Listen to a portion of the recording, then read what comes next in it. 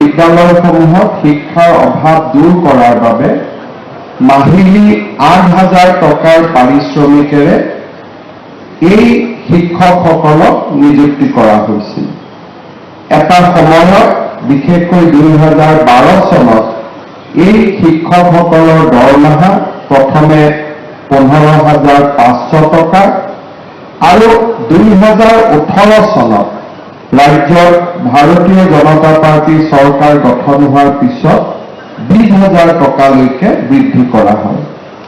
২০২০ চনৰ অৰ্থাৎ ১ জুলাই তাৰিখে পুনৰ এবাৰ ৫,২৪৩ গৰাকী এই অতিৰিক্ত শিক্ষকক ৰাজ্য চৰকাৰে নিয়াৰ ৰেগুলাৰাইজেশ্যন বা নিয়মীয়া শিক্ষকৰ সম এটা ৰূপ প্ৰদান কৰিবলৈ চেষ্টা কৰে। আমি চাকৰিৰ কাৰ্যকাল ৬০ বছৰলৈ বৃদ্ধি কৰোঁ আৰু তেওঁলোকক নিয়মীয়া শিক্ষকৰ বেতন দিবৰ বাবেও আমি সিদ্ধান্ত গ্ৰহণ কৰোঁ। ঠিক সেইধৰণে সেই সময়ত মাদ্ৰাছা শিক্ষানুষ্ঠানসমূহতো এই ধৰণে চুক্তিমূলকভাৱে শিক্ষক নিযুক্তি কৰা হৈছিল আৰু তেওঁলোককো আমি চৰকাৰৰ সিদ্ধান্ত অনুসৰি সাধাৰণ বিদ্যালয় শিক্ষক-শিক্ষয়িত্ৰীৰ পদলৈ অতিৰিক্ত শিক্ষক হিচাপে আমি তেওঁলোককো এই ধৰণৰ সা-সুবিধাসমূহ আমি বৃদ্ধি কৰোঁ। আজি ২০০৮ চনত আৰম্ভ হোৱা এটা ডাঙৰ বা এটা নিযুক্তি প্ৰক্ৰিয়া আজি আমি তাক এটা লজিকেল কনক্লুজন বা তাক আমি সম্পূৰ্ণ ধৰণে ইয়াৰ যিবিলাক হিষ্ট্ৰী আছিলে, লিগেচি আছিলে, তাক সমাপন কৰি আজি আমি আটাইকে নিয়মীয়া শিক্ষকৰ নিযুক্তি দিবলৈ ইয়াত সমবেত হৈছোঁ। আজি আমি যদিও এটা সময়ত আমাৰ নিযুক্তিৰ সময়ত আমি দেখা পাইছিলোঁ যে ২০০৮ চনত এই নিযুক্তিৰ সংখ্যা বা এই নিযুক্তি পোৱা শিক্ষকৰ সংখ্যা প্ৰায় ৫,০০০তকৈ অধিক আছিল, কিন্তু বিভিন্ন চৰকাৰী আমি চাকৰি বুলিয়ে কওঁ বা বিভিন্ন সা-সুবিধাৰ পোৱাৰ পৰিপ্ৰেক্ষিতত কিছু শিক্ষকে এই কামৰ পৰা আঁতৰি গৈছিল আৰু আজি আমি যিখিনি অৱশিষ্ট সেই শিক্ষকৰ ৪,৫২৯ গৰাকী শিক্ষকক আমি নিয়মীয়াকৰণ কৰিবলৈ আগবাঢ়িছোঁ। অৱশ্যে ১৫০ গৰাকী শিক্ষকে তেওঁলোকে আগৰ দৰে অতিৰিক্ত শিক্ষক হৈ থকাৰ বাবে অপশ্যন দিয়াৰ পৰিপ্ৰেক্ষিতত তেওঁলোকে আগৰ দৰে নিশ্চিত সা-সুবিধাৰ মাজেৰে চুক্তিবদ্ধ শিক্ষক বা অতিৰিক্ত শিক্ষক হিচাপে কাম কৰি গৈ থাকিব। আজি নিয়মীয়াকৰণৰ লগে লগে আমাৰ শিক্ষক-শিক্ষয়িত্ৰীসকল কেইবাটাও চৰকাৰী সুবিধাৰ লগত জড়িত হ'বলৈ সুবিধা পাব। আমি সকলোৱে জানো যে আমাৰ চৰকাৰৰ ২০০৫ চনৰ পিছত নিযুক্ত চৰকাৰী শিক্ষক-শিক্ষয়িত্ৰী বা কৰ্মচাৰীসকলক আমি নিউ পেঞ্চন স্কিম দিয়াৰ বাবে সিদ্ধান্ত গ্ৰহণ কৰিছিলোঁ। নিউ পেঞ্চন স্কিম আছিলে যে চৰকাৰ আৰু কৰ্মচাৰীজনৰ অংশীদাৰিত্ব। এতিয়া অহা ১ এপ্ৰিলৰ পৰা কাৰ্যকৰী হোৱাকৈ আমি NPS যিসকল চৰকাৰী কৰ্মচাৰী আছে তেওঁলোকক আমি UPS অৰ্থাৎ ইউনাইটেড পেঞ্চন স্কিমলৈ লৈ যাবলৈ সিদ্ধান্ত গ্ৰহণ কৰিছোঁ। ইয়াৰ ফলত দুটা ধাৰাৰ সৃষ্টি হ'ব। 10 বছৰতকৈ কম চাকৰি থকা সকলে এটা নিৰ্দিষ্ট পেঞ্চনৰ পুঁজি লাভ কৰিব আৰু যিসকলৰ আৰু এটা পিৰিয়ড চাকৰি তেওঁলোকে সমাপন কৰিব তেওঁলোকে সম্পূৰ্ণভাৱে চৰকাৰৰ পেঞ্চন PA DA বা যাক আমি ডিয়াৰনেছ এলাউন্স বুলি কওঁ এই গোটেইবিলাক পেঞ্চনৰ লগত জড়িত হৈ পৰিব। মই ভাবোঁ যে আমাৰ অতিৰিক্ত শিক্ষকসকল যিসকল আছিল দুটা স্লেপত যাৰ 10 বছৰ চাকৰি আছে তেওঁলোকে এটা নিয়মত আৰু যাৰ 25 বছৰ চাকৰি আছে তেওঁলোকে এটা নিয়মত ইউপিএছৰ পৰা সুবিধা পাবলৈ সক্ষম হ'ব, যিটো অহা আমাৰ বিত্তীয় বৰ্ষৰ বাজেটত তাৰ প্ৰতিফলন ঘটিব। আৰু সেই বিষয়ে মই বহুত ডিটেইলছত ক'ব খোজা নাই, কিন্তু নিশ্চিতভাৱে যোৱা কালিলৈকে য'ত আমাৰ পেঞ্চনৰ একেবাৰে সুবিধা নাছিলে, এতিয়া আমি 10 বছৰ চাকৰি থকা সকলে চৰকাৰৰ পৰা এটা নিৰ্দিষ্ট পেঞ্চন লাভ কৰিবলৈ আমি সক্ষম হ'ম। দ্বিতীয়তে চিকিৎসাৰ ক্ষেত্ৰত মুখ্যমন্ত্ৰীৰ লোকসেৱা আৰোগ্য যোজনা, এই যোজনাৰ জৰিয়তে আমাৰ বেমাৰ আজাৰ হোৱাৰ লগে লগে আমি চৰকাৰৰ পৰা সম্পূৰ্ণ ট্ৰিটমেণ্টৰ বাবে প্ৰয়োজনীয় ধন লাভ কৰিব পাৰিম। আৰু আজি নিয়মীয়া হোৱা কৰ্মচাৰীসকলক মই অনুৰোধ কৰিম যে আমাৰ চাকৰিত যোগদান কৰাৰ পিছত প্ৰথম দৰমহা পোৱাৰ লগে লগে আমি যাতে নিজক মুখ্যমন্ত্ৰী লোকসেৱা আৰোগ্য যোজনাৰ অধীনত আমি নিজকে যাতে অন্তৰ্ভুক্ত কৰি লওঁ। ইয়াৰ ফলত আমি ৰেগুলাৰ মেডিকেল ৰিইম্বাৰ্সমেণ্ট পাবলৈ সক্ষম হ'ম। CGST চেন্ট্ৰেল গভৰ্ণমেণ্টৰ ৰেট অনুসৰি বা তালিকা অনুসৰি আমি নিৰ্দিষ্টভাৱে এই সুবিধাসমূহ যি নিয়মীয়া চৰকাৰী কৰ্মচাৰীয়ে পাব পাৰে সেইখিনি সুবিধা আমি লাভ কৰিবলৈ সক্ষম হ'ম। তৃতীয়তে আমাৰ যিখিনি অতিৰিক্ত শিক্ষক আজি নিয়মীয়া শিক্ষক হ'ল, জ্যেষ্ঠতাৰ ভিত্তিত এতিয়া তেওঁলোকে বিভিন্ন বিদ্যালয়ৰ অধ্যক্ষ বা উপাধ্যক্ষ হ'বৰ কাৰণেও তেওঁলোকে যোগ্যতা অৰ্জন কৰিব। আৰু সেই ক্ষেত্ৰত আজি ইমান দিনে আমাৰ যি বাধা আছিলে যে অতিৰিক্ত শিক্ষক কাৰণে আমি কেতিয়াও হেডমাষ্টাৰ হ'ব নোৱাৰো বা প্ৰধান শিক্ষক হ'ব নোৱাৰো, অধ্যক্ষ হ'ব নোৱাৰো, সেই বাধা আজিৰ পৰা আঁতৰি যাব। আন শিক্ষকৰ লগত যেনেকৈ জ্যেষ্ঠতা হ'ব পাৰে তেনেকৈ আপোনালোকেও এতিয়া জ্যেষ্ঠতাৰ ভিত্তিত নিজৰ নিজৰ কৰ্মক্ষেত্ৰত অগ্ৰসৰ হ'ব পাৰিব। ইয়াৰ পিছত আমাৰ চৰকাৰে অলপতে ষ্টেট বেংক অফ ইণ্ডিয়াৰ লগত কথা পাতি কেইটামান চৰকাৰী কৰ্মচাৰীৰ বাবে বিশেষ সুবিধা পাবলৈ সক্ষম হৈছে। ইয়াৰ ভিতৰত এটা সুবিধা হ'ল যে আমাৰ যদি এক্সিডেণ্ট হয়, আমি ভগৱানে নকৰক কাৰোবাৰ যদি এক্সিডেণ্টেল ডেথ হয় বা কোনোবা যদি পাৰ্মানেণ্টলি দুৰ্ঘটনাত ক্ষতিগ্ৰস্ত হয়, তেওঁলোকলৈকে 1 কোটি টকা পৰ্যন্ত পৰিয়ালে পাব পৰা এটা বিশেষ ব্যৱস্থাৰ সুবিধাও এতিয়াৰ পৰা আমাৰ কৰ্মচাৰীসকলৰ পৰিয়ালে লাভ কৰিব। ইয়াৰ পিছত আন এটা সুবিধা হ'ল যে ভগৱানে নকৰক কিন্তু আমি সকলোৱে জানো যে মানুহ মৰণশীল, মৃত্যুৰ যিটো চিৰন্তন সত্য সেই সত্যৰ পৰা আমি কোনেও আঁতৰি আহিব নোৱাৰো।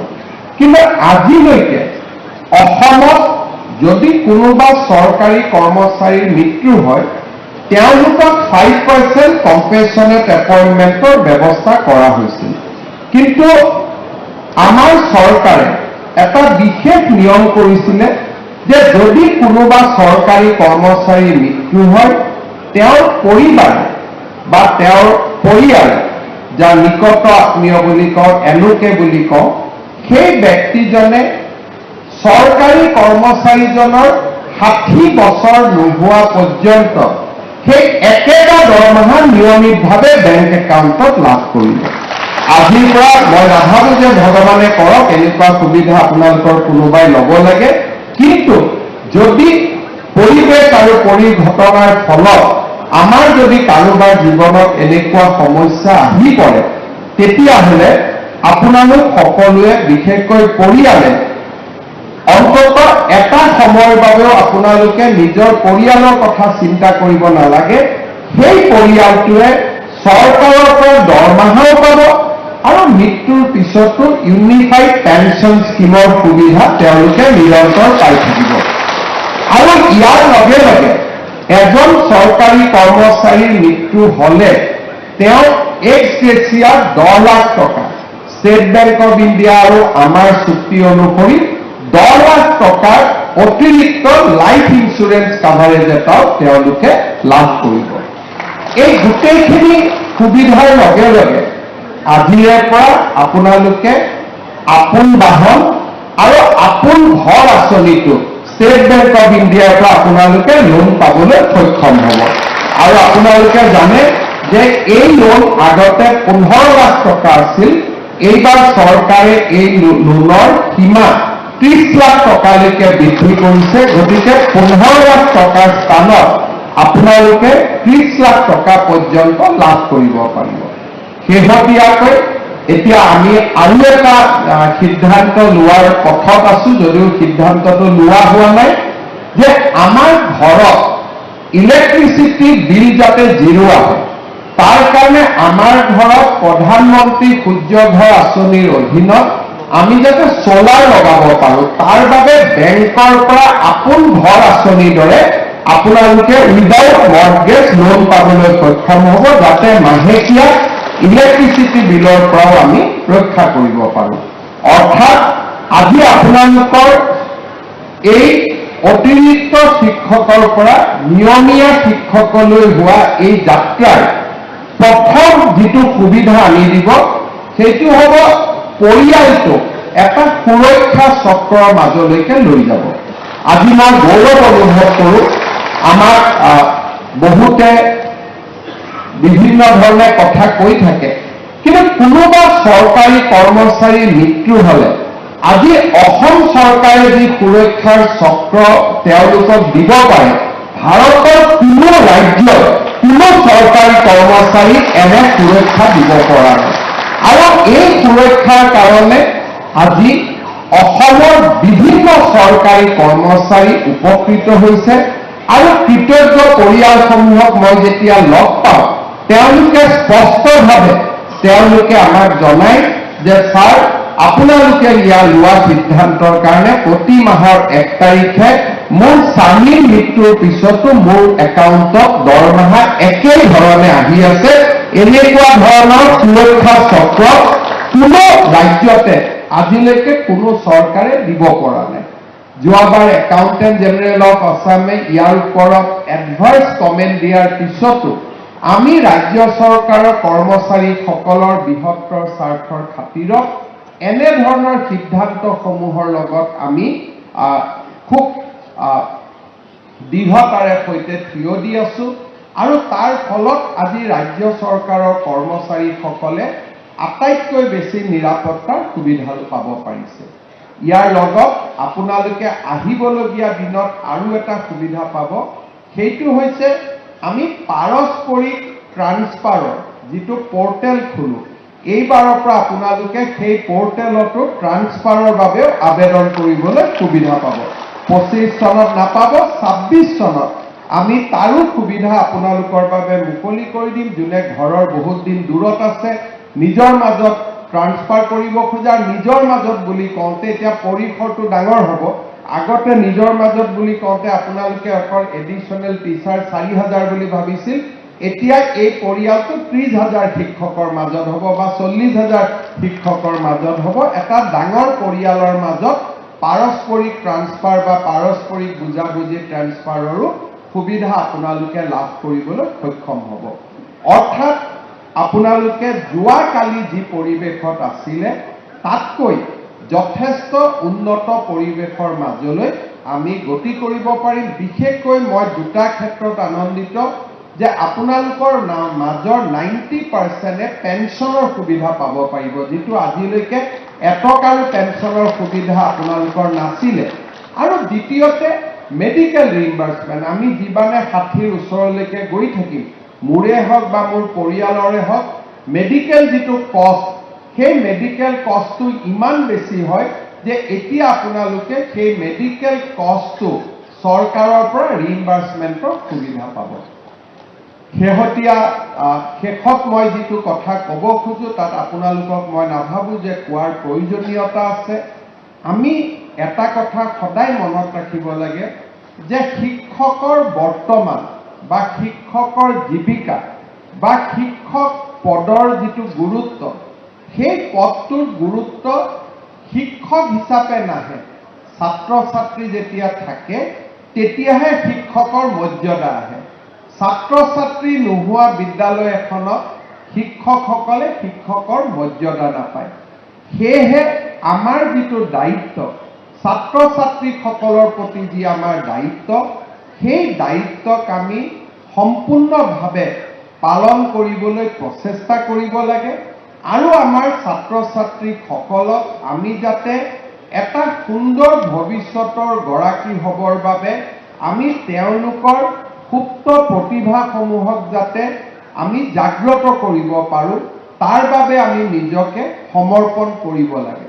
সহকাৰী অধ্যাপক পদত নিযুক্ত সকলেই হওক বা নিয়মীয়া শিক্ষকৰ পদত নিযুক্তি ল'বলৈ অহা সকলে হওক, আমি সকলোৱে আমাৰ দায়িত্ব পবিত্ৰতাৰে সৈতে যেতিয়া আমি পালন কৰিবলৈ আৰম্ভ কৰিম, তেতিয়াহে আমাৰ ৰাজ্যখনে এখন অগ্ৰগামী ৰাজ্যৰ মৰ্যাদা পাব পাৰিব। যোৱা 5টা বছৰত বিশেষকৈ কোভিডৰ আগত আৰু কোভিডৰ পিছৰে পৰা অসমৰ আমি কৰ্মচাৰী সমাজে হওক, শিক্ষক সমাজে হওক, অজস্ৰ সমস্যা আমি সমাধান কৰিব পাৰিছোঁ। 1.5 লাখ নিযুক্তি অসমত কোনো দিনে কোনেও ভাবিব নোৱাৰা এটা নিযুক্তিৰ প্ৰক্ৰিয়া আমি স্বচ্ছতাৰে পূৰণ কৰিছোঁ। আপোনালোকে কংগ্ৰেছ দলৰ সময়ত নিযুক্তি হৈছিল, বহুজনে এই নিযুক্তিৰ সময়ত বিধায়কৰ ঘৰত যাবলগীয়া হৈছিল। আপোনালোকে 2008 চনলৈকে মনত পেলাওক। বহুজনে বিধায়কৰ লগত সম্পৰ্ক থকাৰ বাবে নিযুক্তি হৈছিল। বহুজনে এই নিযুক্তিৰ প্ৰক্ৰিয়াত বহু ব্যক্তিৰ ওচৰলৈ যাবলগীয়া হৈছিল, কাৰণ এই নিযুক্তি পোৱা শিক্ষকসকলক মই সন্মুখৰ পৰা আজি যোৱা 15টা বছৰ 20টা বছৰ দেখি আহিছোঁ। কিন্তু আজি আমি যাক নিযুক্তি দিওঁ, তেওঁলোকে নিজৰ সমষ্টিৰ MLA জনৰ নামটোও ভালকৈ ক'ব নোৱাৰে। কাৰণ এই নিযুক্তিত MLA নাম জানিব নালাগে, মন্ত্ৰীৰ নাম জানিব নালাগে, মাত্ৰ নিজৰ ছাবজেক্টৰ ওপৰত নলেজ থাকিব লাগে, মেথছৰ ওপৰত নলেজ থাকিব লাগে, সংস্কৃতৰ ওপৰত নলেজ থাকিব লাগে, হিন্দীৰ ওপৰত নলেজ থাকিব লাগে, জ্ঞানৰ ওপৰত, মেৰিটৰ ওপৰত নিযুক্তি। আজি অসমত 1.5 লাখ যুৱক যুৱতী, সংখ্যাটো আমি 1.5 লাখ গৈ পোৱা নাই। মই 1.5 লাখ এইকাৰণে কৈছোঁ যে 2 এদিনতে ADR নতুন নিযুক্তি হ'ব, 2 এদিনতে টেটৰ ৰিজাল্ট দিব, 2 এদিনতে মেডিকেল নিযুক্তি হ'ব। গতিকে অহা 2টা মাহত 1.5 লাখ হ'বলৈ বাকী থকা 20-25 হাজাৰো আমি পাৰ কৰি আমি আগুৱাই যাম। অসমত স্বাধীনতাৰ পিছত আগৰ কথাটো মই বাদেই দিছোঁ, কোনো পৰিৱেশতে কোনো কালেই ইমান ডেকা ল'ৰাৰ নিযুক্তি আৰু এজনো মন্ত্ৰী বিধায়কৰ ঘৰত নোযোৱাকৈ এনে নিযুক্তি কেতিয়াও সম্ভৱ হোৱা নাছিল। আৰু এই ধৰণৰ প্ৰক্ৰিয়া যদি আমাৰ ৰাজ্যখনত আমি বিচাৰোঁ, আমাৰ ৰাজ্যখন যদি সকলো ক্ষেত্ৰতে আগুৱাই থকাটো বিচাৰোঁ, আমি এনে এচাম নতুন প্ৰজন্মৰ আমি সৃষ্টি কৰিব লাগিব, যি নতুন প্ৰজন্মই অসমৰ উন্নয়নৰ বাবে, অসমৰ বিকাশৰ বাবে সমৰ্পণ কৰে। আৰু এনে ধৰণৰ শিক্ষা আমি স্কুলৰ শ্ৰেণীকোঠাৰ পৰা আৰম্ভ কৰিব লাগিব। স্কুলৰ শ্ৰেণীকোঠাত যেতিয়া শিক্ষাই মানুহক নৈতিকতা শিকায়, শিক্ষাই যেতিয়া মানুহক জ্ঞান আৰু প্ৰজ্ঞাৰ পথলৈ আগুৱাই যাবলৈ প্ৰেৰণা দিয়ে, শিক্ষাই যেতিয়া মানুহক সংস্কৃতিৰ লগত পৰিচয় কৰাই দিয়ে আৰু শিক্ষক শিক্ষয়িত্ৰীসকলে ছাত্ৰ ছাত্ৰীৰ উৎকৰ্ষতাৰ বাবে নিজকে যেতিয়া সমৰ্পণ কৰে, সেইখন সমাজৰ অগ্ৰগতি কোনেও ৰোধ কৰিব নোৱাৰে। কিন্তু যেতিয়া শিক্ষকসকল নিজে কম্প্ৰমাইজ হৈ যায়, শিক্ষাৰ পৰিৱৰ্তে আন ছাবজেক্টৰ ওপৰত বেছিকৈ তেওঁলোকে ৰুচি আৰম্ভ কৰে, শিক্ষাৰ পৰিৱৰ্তে যেতিয়া তেওঁলোকে আন আন কামত নিজক ব্যস্ত কৰি পেলায়, তেতিয়াই এখন সমাজৰ অৱক্ষয় আৰু এখন সমাজৰ অৱনতি আৰম্ভ হয়। মই বিশ্বাস কৰোঁ যে যিখন ৰাজ্যৰ শিক্ষক শিক্ষয়িত্ৰীসকলে নিজকে জ্ঞান আৰু প্ৰজ্ঞাৰ মহান যজ্ঞত সমৰ্পণ কৰে, সেইখন সমাজ কেতিয়াও পিছুৱাই থাকিব নোৱাৰে। আজি আমাৰ বাবে এটা সময় আছিল, যিটো সময়ত শিক্ষকসকলৰ লগত শিক্ষাৰ সম্পৰ্ক বহু ধৰণে জতি পৰিছিল, সামাজিক কামৰ পৰা ৰাজনৈতিক কামৰ পৰা নিজক ব্যস্ত কৰি ৰাখিছিলে। সামাজিক মাধ্যমত ৰাজনৈতিক কথা বতৰাৰ ওপৰত বেছিকৈ দৃষ্টি আকৰ্ষণ, জ্ঞানৰ শিক্ষাৰ ক্ষেত্ৰত কমকৈ দৃষ্টি আকৰ্ষণ, এনেধৰণৰ প্ৰচেষ্টাই আমাৰ ৰাজ্যখনক বহু পিছুৱাই লৈ গৈছিলে। আজি লাহে লাহে আমি এটা সময়ত য'ত আশা নাছিল, য'ত হোপ নাছিল, তেনেকুৱা ৰাজ্য এখনত আমি আশাৰ অক্ষয় বন্তিগছি জ্বলাবৰ বাবে আমি সক্ষম হৈছোঁ। মই ভাবোঁ আমাৰ সকলোৰে প্ৰচেষ্টাত আমাৰ ৰাজ্যখনক আগবঢ়াই লৈ যোৱাৰ কৰ্মযজ্ঞত আমি যদি নিজকে আকৌ এবাৰ সমৰ্পণ কৰিব পাৰোঁ, মই ভাবোঁ আমাৰ ৰাজ্যখন বহু দূৰ আগুৱাই লৈ যাব। মানুহে এটা জীৱনত দুবাৰ জন্ম লাভ নকৰে, কিন্তু আপোনালোকে যি ধৰণে জন্ম লাভ কৰিছিল, আজি এক প্ৰকাৰ আপোনালোকৰ বাবে পুনৰ জন্ম। সেই পুনৰ জন্মৰ এই দিনটোত আপোনালোকে আকৌ এবাৰ ছাত্ৰ ছাত্ৰীসকলৰ বাবে নিজক সমৰ্পণ কৰক। অসমৰ শৈক্ষিক আকাশখন উজ্জ্বল কৰাৰ বাবে নিজকে উৎসৰ্গিত কৰক, তাকে কামনা কৰিছোঁ। শিক্ষা বিভাগক